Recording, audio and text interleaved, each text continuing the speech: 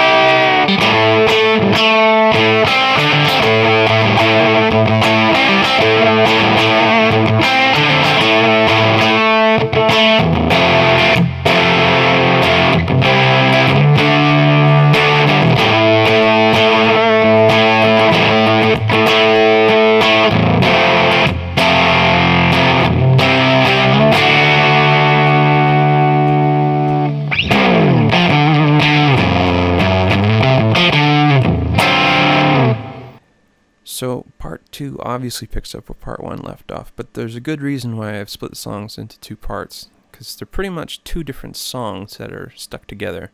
One's in the key of D and one's in the key of A, and the first part is the part that's in the key of D.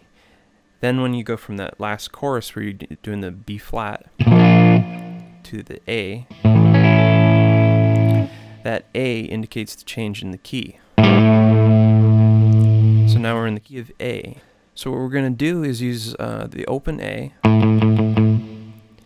and a barred shape on the 5th fret of the G and B, and then up to the 7th fret, and then up to the 8th fret.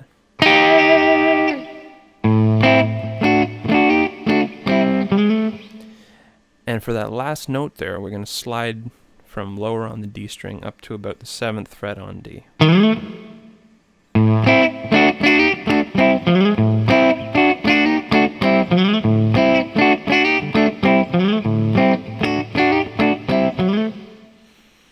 And then after that, the intensity picks up a little bit, so you turn up your guitar and you hit this little bit of an octave chord. We're using the open A and the 7th fret, which is the octave of A on D. You just kind of hold that. And then you do a hammer-on from the 7th fret, the 5th fret of D onto the 7th fret of D.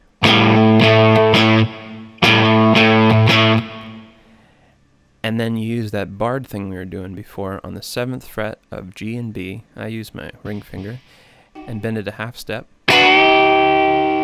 and slowly release it, doing a hammer-on onto the 5th fret. And together.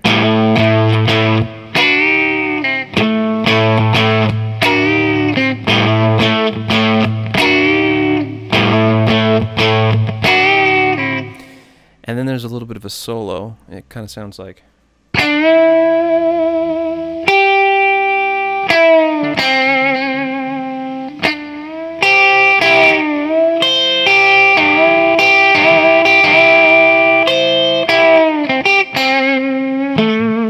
Something like that.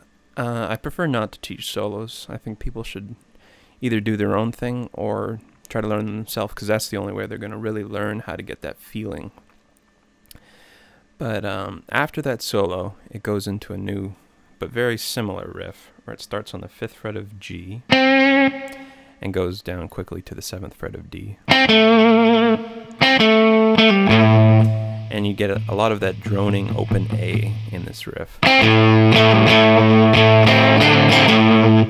So we pick up where we left off. You go back up to the 5th fret of G and then go up to the 7th fret of G, and then pull off, go back to the 5th fret.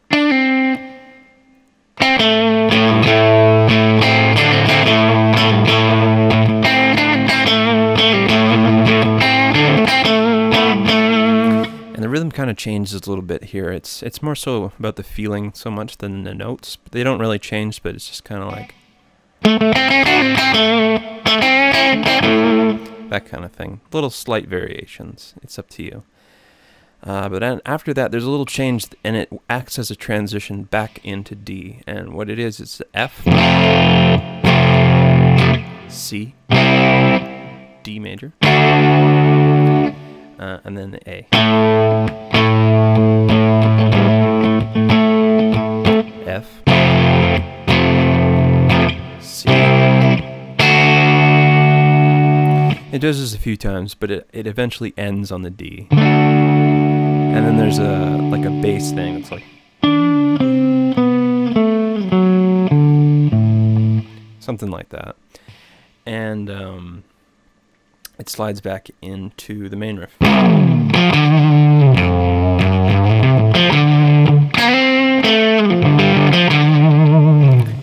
And from there, you pretty much just play the main riff, and the chorus comes up once, I think.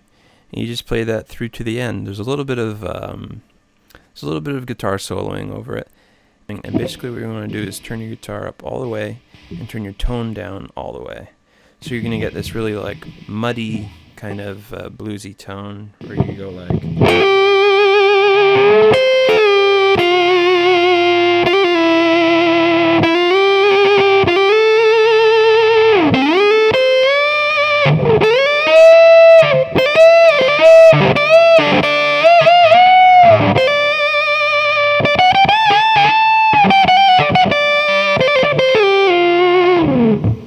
Obviously that's not exactly what he plays, but once again, I would hope that you would learn the solos yourself.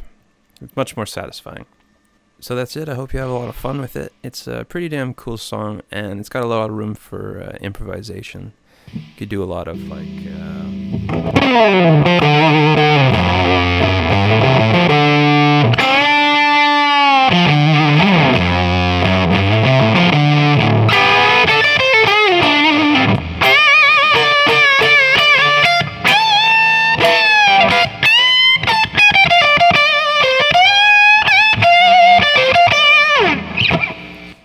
So I hope this was helpful, and I wish you good luck playing it. Have fun, and check back for more videos. See you later.